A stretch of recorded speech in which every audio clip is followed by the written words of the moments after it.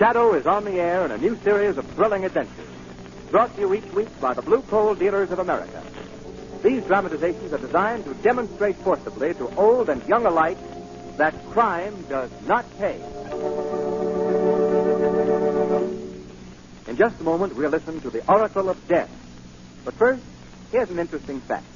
Do you know that the Blue Coal Way is the easy way to heat your home and save money, too? You see, Blue Coal is America's finest anthracite, specially prepared to make home heating easy. Blue Coal gives you better heat with less attention. Besides, when you order Blue Coal, you get extra home heating service, free advice on how to cut down the cost of heating your home. For money-saving Blue Coal and free heating service, phone your friendly Blue Coal dealer tomorrow.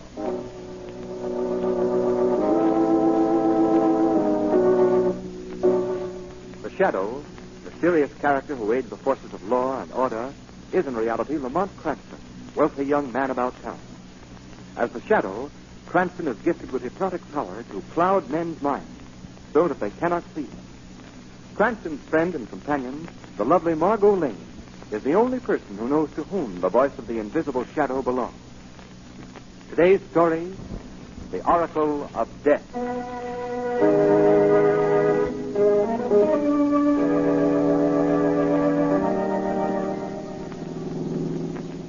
Hey, we just missed that car, hey? We just missed it.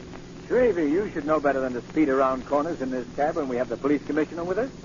But, Mr. Cranston, that is just why I'm speeding, that's why. Get it, hey?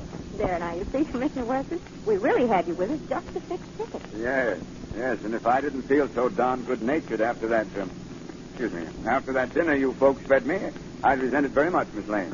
Dinner be done, Commissioner. Can't we persuade you to change your mind and come along to the theater with us? No, I'm sorry, Cranston. I've got to get back to headquarters. Oh, now, Commissioner, please. No. Pretty please? Not even with sugar on it. I have to be on the job. I've been taking quite a beating lately. Been a series of petty crimes all over the city. When our percentage of arrests is too small to please the mayor's committee, I'm always the first target. They're hard on you, are they? Yes, like some of the so-called first citizens of our city, they want to clean everybody's house but their own. You know, you fall into that category too, Cranston. I do? Well, how? Well, that new servant you hired, Rodney. An ex-con just out of prison. You know nothing about him.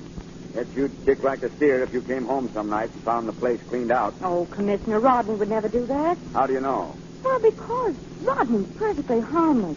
Besides, I know for a fact that he was falsely convicted of the crime that he went to jail for. Oh, you do you? Yes. Who told you? Why, Rodney? Well, now, that's just... Well, he told you. Of all... Rodney told her. Hey, stop this cab. You're passing headquarters. Okay. Headquarters make me nervous, they make me. He's a real fine, that hack driver. He is a real fine. Well, thanks for the dinner. And look, Cranston, get rid of that servant, will you? Commissioner, I'll have to report you to the mayor's committee. You bet. Oh, good night. Okay, let's go, Shrevey. Off we go in a twinkle of an eye in a twinkle. Lamont, you shouldn't tease poor Commissioner Weston like that. You shouldn't tease him. Why, way down deep, Margot. He loves to be teased. Oh.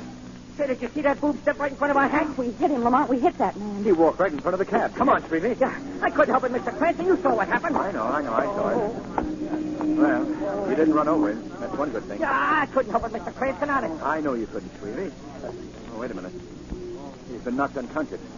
Come on, give me a hand. We'll get him medical attention at once.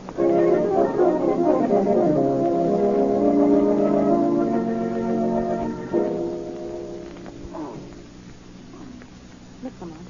His eyes are open. The doctor must have brought him around. Yes. Let's see if we can learn who he is, where he lives. Hello there. You feeling better? Huh? What happened?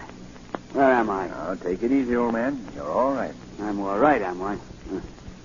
Who are you? Well, I'm Lamont Cranston. I took you here to my apartment right after the accident. Accident? What accident? Don't you remember being hit by the cab Mr. Cranston and I were riding in? Hit by a cab? I don't remember nothing like that. Now, look, buddy. How long have I been in this joint of yours? About 24 hours. 24 hours? How do you like that? That makes today Monday. And I had an important date, Sunday, last night. Now, take it easy, my friend. This is not Monday. It's Sunday. What? Sunday? You're crazy. This is Monday. No, truly, today is Sunday. Wait a minute. Who got hit on the head, me or you? I know that yesterday was Sunday, and I can prove it by the newspaper extra they were selling on the street before I was hit. What was the extra? It's about that young society dame that got murdered. What young society dame? All right. Clay dead, dog. So I'm talking about Ann Clay, the one who was pushed off a penthouse balcony and fell to her death. You must admit, Lamont, our friend has quite an imagination. Yes. I'm sorry, old man, but Ann Clay is very much alive. We saw her at dinner just about an hour ago. Look, mister, let's stop fooling. Ann Clay was killed last night.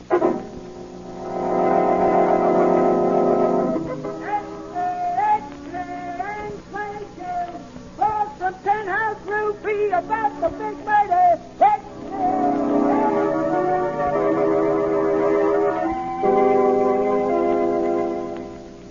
Lamont, it's really amazing. That man actually foretold the future. Yes. Yes, there's no denying that. I've never heard of anything like it. If you'll pardon me, sir. Oh, yes, Rodney. It's dangerous, sir. Dangerous having someone like that man around. Are you afraid of him, Rodney? Oh, frankly, Miss Lane, I am. That supernatural power he seems to have can lead to, well, to anything. I wouldn't let it worry you, Rodney. Come on, Margot. I want to go in and have another talk with our psychic wonder. He's still dangerous to have around. I know he is. Don't worry, Rodney. Yeah, remind me not to worry, too, will you? Hello there. Hello. Feel any better? Sure. Now, look, oh, by the way, what is your name? Spud. Just Spud? Yes, Spud. Mm-hmm. Well, look, Spud. Something quite extraordinary has happened that I feel you should know. First, you've got to believe me when I tell you that we were telling the truth when we told you that last night was Sunday, not Monday. What about it? Just this. You told us about the death of young Ann Clay before it actually happened. So? Well, how do you account for it, Spud? What do you think made you do it? I don't know. Well, have you always done this? Have you always been able to foretell the future? You think I'd have looked like I did when you found me if I could, lady? Then what caused this thing? Now, look. I know you think I'm nuts. But that makes us even because I think you're nuts. Now, tell me, wise man, what day do you think this is? Well, Monday, of course. Yeah, Monday. Well, I say it's Tuesday. Uh-oh. Here we go again, Lamont. Well, look, can you prove it, Spud? Sure. Yesterday, that's Monday according to me, at 3 minutes past 6 at night, the Continental Bank was knocked over. Lamont, do you think that's another prediction? I don't know. Now, let me see. It's 5 minutes past 6 now. Well, just to be on the safe side, I'll call Commissioner Weston and pass the word along. Still don't believe me, huh? No, I haven't said I don't believe you, Spud. But you'll forgive us if we do hope you're wrong. You can understand that. I'll tell you this much, Spud. If you Police think... headquarters. Hello, Commissioner Weston, please. Who's calling him? Lamont Cranston. Yes, sir. Just one moment. Go ahead. Hello, Commissioner. Yes? This is Lamont Cranston. What's on your mind, Cranston? Look, now, I don't want you to think I'm crazy. And please don't ask me where I received my information. But I have reason to believe that the Continental Bank will soon be robbed. So get some men over there quickly. Cranston, you're a very smart guy. The Continental was robbed 5 minutes ago.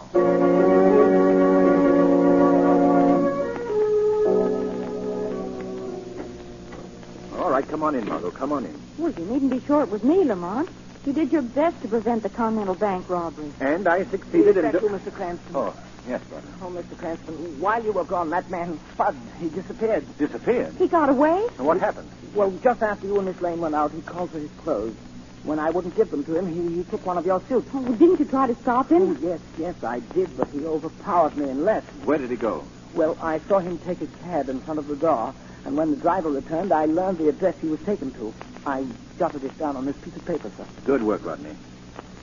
160 South Street, the lower end of town. Oh, I did my best to keep him here, sir. Yes. I can tell that by the condition of your left eye. He landed a lucky right hand. I wasn't looking, sir. Oh. Margot, we've got to locate this man at once. Why, Lamont? I've done a great deal of thinking about those psychic powers of his.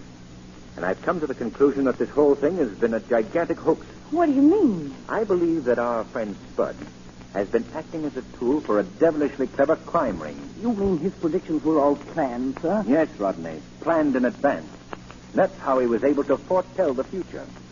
Come along, Margot. We're going to the South Street address. See you later, Rodney. Yes, sir, but do be careful, sir. Don't you think you ought to tell Commissioner Weston all about it first? No, Margot. My visit to our friend Spud is a job for the Shadow.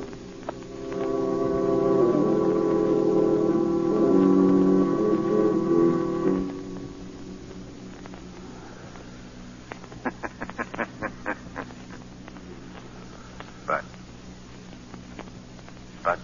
Huh? Wake up, Spud. Oh, is that? Wake up, I say. I want to talk to you. Who's there? Who's in this room? Why don't you put on the light and see? Yeah. Put on the light. Yeah, now. Hey, what is this? Nobody's here.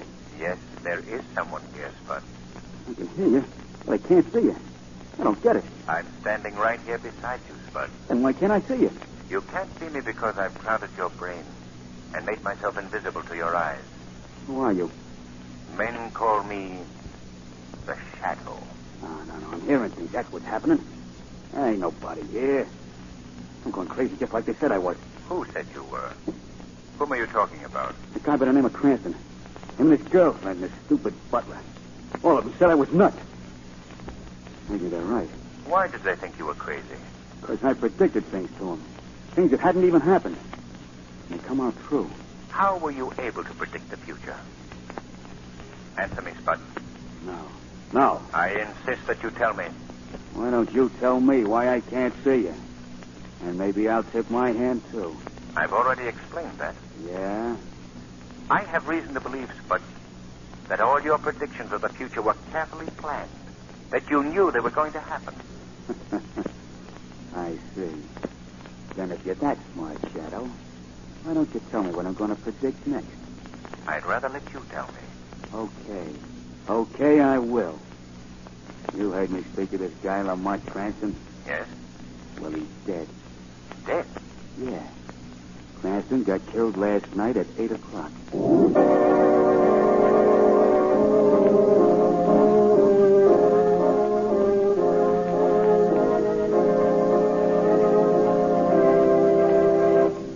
More of Spud's predictions in just a moment. Now, are you getting off to the right kind of a start this heating season? Are you going to heat your home comfortably and economically this year? Well, here's how you can be sure. Fill your bin with blue coal, the fuel that's tinted and trademarked an unmistakable blue color to assure you of getting America's finest anthracite. Thousands of personal experiences prove conclusively that blue coal gives greater heating comfort at less cost. More steady, more even, more dependable heat. That's what you get when you burn blue coal. And that's not all. You also enjoy the friendly service and cooperation of your neighborhood blue coal dealer. For you see, your blue coal dealer doesn't stop at just delivering your order, not at all. He takes a personal interest in your heating problems and gives you helpful advice that saves time and money. For instance, he'll demonstrate the proper way to operate furnace dampers. He'll point out to you the time and money-saving advantages of a blue coal automatic heat regulator. In short, he'll prove to you that the blue coal way is really the easy way to heat your home. Give your friendly blue coal dealer a call tomorrow. His name is listed in the Where to Buy It section of your classified telephone directory under the words Blue Coal. Now, back to the Oracle of Death.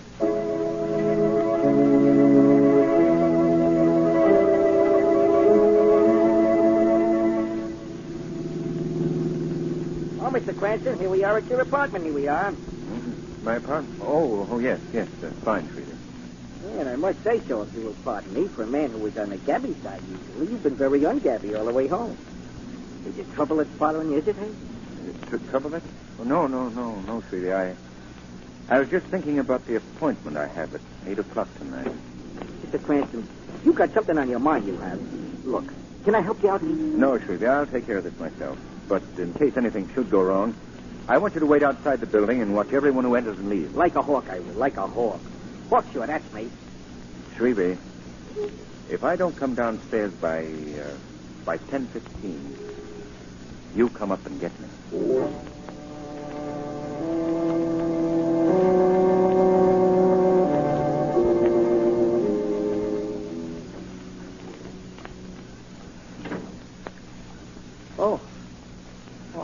I didn't know you were in here, Mr. Cranston, sitting in the dark. That's all right, Rodney. I'm waiting for someone. at 8 o'clock. I see. Well, it's almost that now. I'll take it, Rodney. You'll excuse me then. I have some work to finish in the pantry. Yes, of course. Yeah. Hello? Cranston, Yes? this is Commissioner Weston. Oh, yes, Commissioner. Look here, man. I want to find out how you knew about that Continental Bank stick-up. Why? Well, because of your call telling us about it before the news broke on the street. You're suspected by the mayor's committee of having pulled the job yourself. Now, Commissioner, you don't believe that, do you? I don't know what to believe at this point. Look, Commissioner, all I can tell you is that I received my information from a man that I picked up who claimed to have psychic powers. Huh? He foretold the murder of Anne Clay, the looting of the Continental Bank. And right now, I'm waiting for the third crime that he predicted to happen. What is it this time? I'm sorry, I can't tell you. You can't. Listen, you're obstructing justice. You're interfering with the law. Good night, Commissioner. Sorry, Weston. I couldn't tell you any more.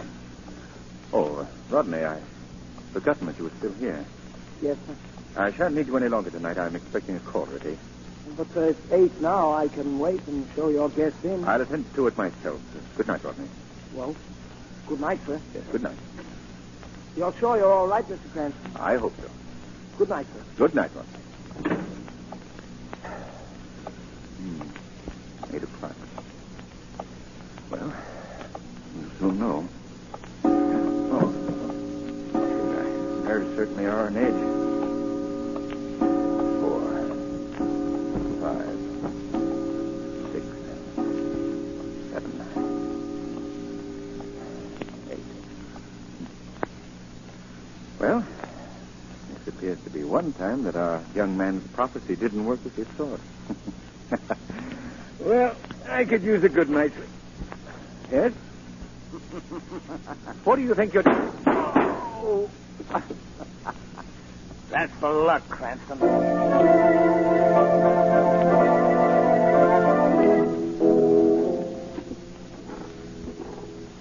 So you see, Commissioner Weston, I was frankly worried about the whole situation.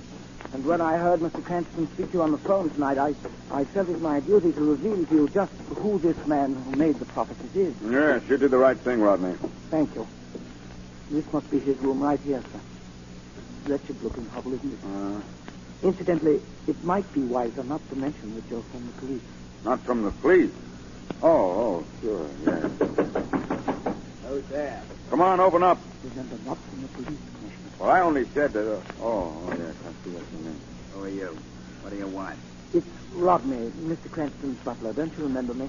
Oh, yeah. Who's this guy? He's a friend of mine who's interested in your case. He wants to talk to you. Okay. Come in. I suppose you're going to ask me a lot of crazy questions, too. No, I'm just very curious to learn more about this psychic power you're supposed to have. You a cop? I said I was here to ask about your psychic power. No, I don't see nothing wonderful about it. I just don't agree with the rest of you people as to what day it is. That's all. Everyone else is a day behind me. Was that screwy? No, not if you're telling the truth. Sure, I'm telling the truth. I'll prove it to you. Now, what day do you say this is? Tuesday, of course. You see? And I know that it's Wednesday. How?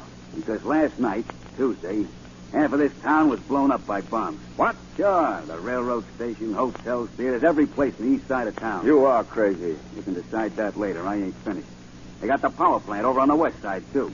Blew it to pieces. Killed everyone in the joint. What time did all this happen? About 10:30 last night. That's the maddest thing I've ever heard. Okay. I ain't asking you to believe it. Oh, look, Mr. Weston, whatever your personal reaction may be, I must beg you to believe me.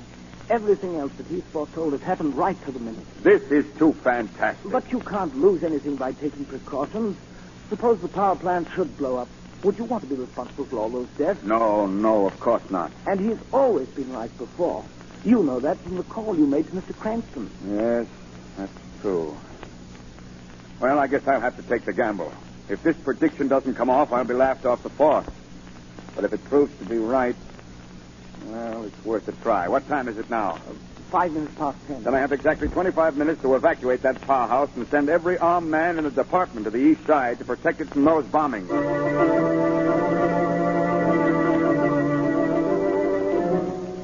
Duffy, call the power plant and order all workers to leave the building until further notice. Yes, sir. Edwards, I want officers posted at every theater, hotel, and public building on the east side. Right. Cardona, post a cordon of men around the railroad station. Have them pick up any and all suspicious characters they find. And hurry, man, hurry.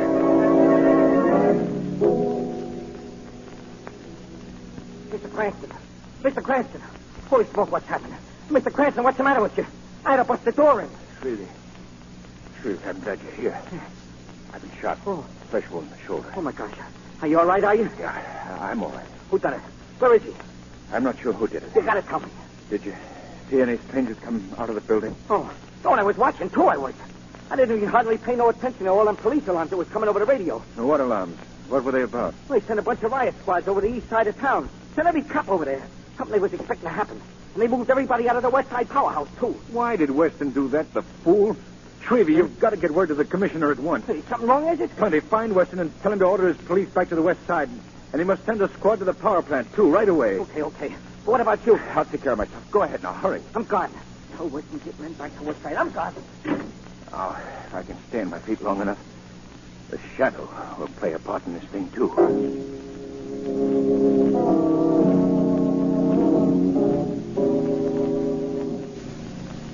Well, how do things look, Bud? Well, I've been all through the powerhouse. There ain't a soul around. You've done a good job of scaring them, Spud. Oh, I don't take no credit. The chief was the one who thought up the whole scheme. That's working perfect. All we have to do is cut the main switch here in the power plant and boom, the town's dark. Boy, I'd love to see you pull off that predicting stuff. They must have thought you was a regular wizard, Spud. Yeah, they felt pretty good. Nobody but that dope Lamont Cranston tumbled into this plant like clockwork. And he's been taken care of. You should have seen that wise guy, Police Commissioner Weston. He went for it, figured none of the others. Well, I got everything all set to cut off the power. As soon as the chief gets here... Hey, wait a minute. Here he comes. Everything set up? Yeah, it's perfect. They didn't even leave a watchman. Good. I got the rest of the men posted at every worthwhile store and money center on the west side. When we pull the switch and the lights go off, they begin working. Isn't that a cop to bother him? No, they're all over on the east side, waiting for the bombs that will never explode. Well, we might as well get things started. Where's that main switch? Right here, Chief. I'd like the honor of pulling it myself. Okay. This is it. The city goes dark. Who knocked my hand off that switch? What do you mean? What was that? Sorry to spoil your plans, gentlemen. Who's that talking? I don't see nobody. Sounds like he's right here beside us. I am right here beside you, gentlemen. And don't try to look for me. You won't see me. Chief, who is Who are you? I am known as the Shadow. The shadow. Oh, so you've heard of me. Yeah. That's the guy that came to call on me before. That's right, Spud. I called on you to learn more about your power to foretell the future. And I learned enough from you to know that you were planning just such a haul as this. What's he going to do to us? I don't like it, boss. Shut up, you fool. Don't let him frighten you. That's what he's trying to do. Yeah, but I can't see him. I ain't scared of somebody I can see, but... Well, I have no fear of anyone I can't see. You hear that, Shadow? Yes, a very brave statement. Especially from such a meek man as yourself, Rodney. How do you know me? I know that you're the valet of Lamont Cranston, a man whom you tried to murder just 2 hours ago. Oh, I see. You're pretty smart, aren't you? I'm smart enough to know that you and your gang of cutthroats murdered Ann Clay and robbed the Continental Bank. And that now you're planning to loot and terrorize the entire city. All right. What are you going to do about it? Don't worry. I've already taken care of things. Oh, is that? You hear that, gentlemen? The cops. Hey, we gotta get out of here. Come on, let's try and See, Rodney, you didn't frighten them away after all. But you forget that I can... Take your hand away from that switch, Rodney, or shall I shoot it away? You're not scaring me, Shadow. Let's get out of here, boys. Yeah, before the cops get us... I'm afraid it's too late. Wait a minute, man. We can't get out now. But the officers of the law are going to have just as tough a time getting in. I'm making a break. The first man that makes a break will get it from me. You're 3 against 1, gentlemen. Are you going to let him tell you what to do? Shut up. You guys in there coming out quiet over we have to smoke you. Come and get us. Okay. Oh, Chief, no, come on. Hey, what's that? Well, you're being treated to tear gas, gentlemen. Kick that thing out of here. I touching this. I think that will make you all change your mind. There's the second bomb. Can't stand it. Give up. Come on. Going to quit, Rodney? Not till I get you first, Shadow. I'm not a very easy target. Try again. Why, you, I'll get you yet. Sorry, you missed again. Well, come on, I can't breathe, please. Okay. Okay, Shadow. Come and get us.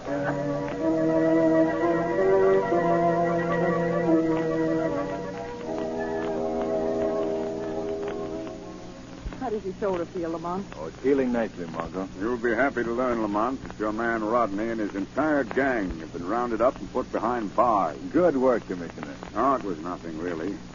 I was wise to those birds right along. Just played with them like a cat with a mouse. And then when I was ready, I set my trap for them by purposely pretending to put all of my officers on the other side of town. Just routine police strategy. Why, Commissioner Weston, you know that Lamont... Yes, Margot, he knows that I'm very proud of him. Besides, we mustn't forget that election, eh, Commissioner? Huh? Oh, the election.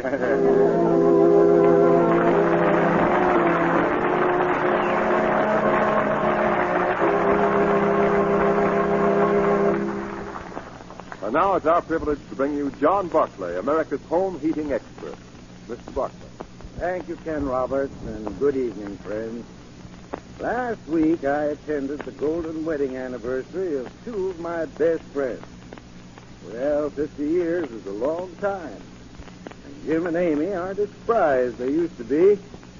So as an anniversary gift, I gave them a blue coal automatic heat regulator. Now I know they'll be more comfortable and a lot happier this winter because they won't have to keep going up and down stairs to regulate dampers. You know, folks, more and more people every day are learning about the time and money they save with blue coal and a blue coal heat regulator. And remember, when you order blue coal, you get extra home heating service. You see, folks, you get the free heating advice of a John Barclay trained serviceman. He'll show you how to get more heat for every dollar you spend. And his free advice is only a part of the everyday service given you by your friendly blue coal dealer. So phone your neighborhood blue coal dealer first thing in the morning. Thank you.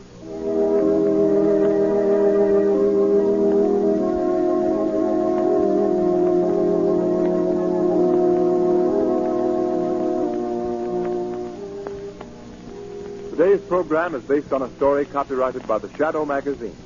The characters, names, places, and plots are fictitious. Any similarity to persons living or dead is purely coincidental.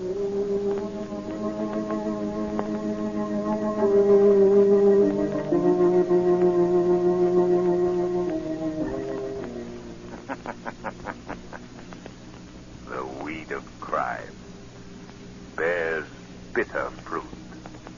Crime does not pay. The Shadow knows. Next week, same time, same station, the Blue Coal Dealers of America bring you one of the most thrilling adventures the Shadow has ever experienced.